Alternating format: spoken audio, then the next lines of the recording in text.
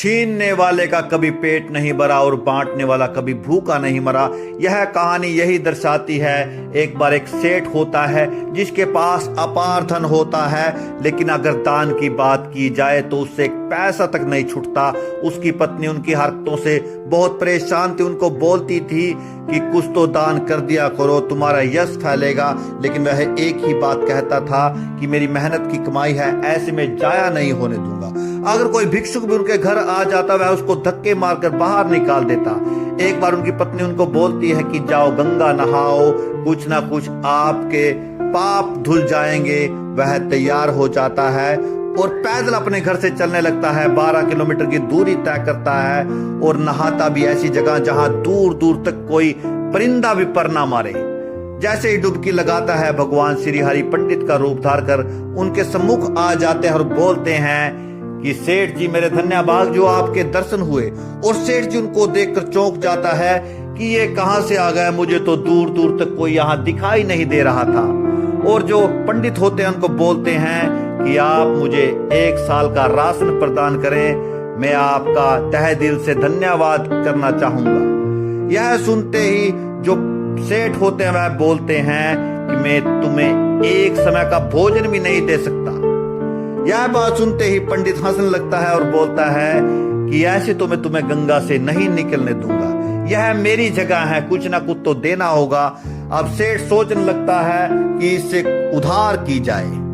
वह बोलता है उसको पंडित को कि मैं तुम्हें 1 पैसा दूंगा, लेकिन तुम्हें मेरे घर आना होगा 1 पैसा लेने के लिए, अभी मेरे पास कुछ नहीं है।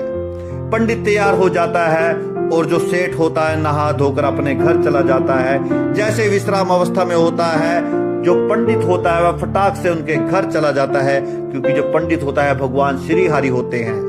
पत्नी दरवाजा खोलती है और जो पंडित होता है बोलता है कि आपके पति ने मुझे 1 पैसा उधार में कहा था, मैं वो लेने आया हूं। अब उसकी पत्नी उनके पास जाती है। सेठ बोलता है कल ले जाना, आज मैं विश्राम कर रहा हूं। पंडित फिर अगले दिन आता है और दरवाजा खटखटाता है। पत्नी दरवाजे के जो झांकी होती है उससे देखती है, वही पंडित उसको दिखाई देता है और अपने पति को बोलती है वही पंडित आ गया जिसका आपने 1 पैसा देना था। पंडित बोलता है इसको बोल दो कि मेरा स्वर्गवास हो गया। पत्नी रोती रोती उसके पास आती है, पंडित के बोलती है कि मेरे पति का तो स्वर्गवास हो गया। पंडित भी इमोशनल हो जाता है, बोलता है कोई बात नहीं, जो होना है सो हो गया, मैं इसकी क्रिया के बाद यहां से जाऊंगा।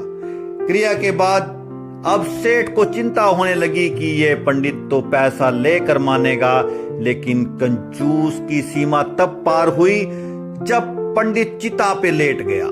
मुखाग्नि का समय आ गया तो भगवान ने सोचा कि देख कैसा कंजूस है, मरना तैयार है लेकिन 1 पैसा दान देना नहीं। भगवान के कान में बोलते हैं अरे पगले, मैं बैकुंठ से आया हूं तुम्हें मिलने के लिए।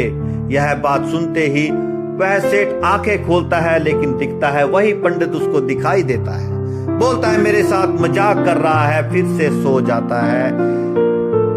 भगवान उसके कंजूस पने से भी परेशान हो जाते हैं और बोलते हैं कि बता तुझे क्या चाहिए, मैं तुम्हें देना चाहता हूं। लेकिन है कंजूस सेठ वही, उसने एक ही बात कही कि जो मुझे तुम्हारा 1 पैसा देना है वो माफ कर दीजिए, मैं इसी में खुश हूं। भगवान हंसने लगता है, बोलता है कि कंजूस बहुत देखे लेकिन इससे ऊपर कंजूस मैंने आज तक नहीं देखा।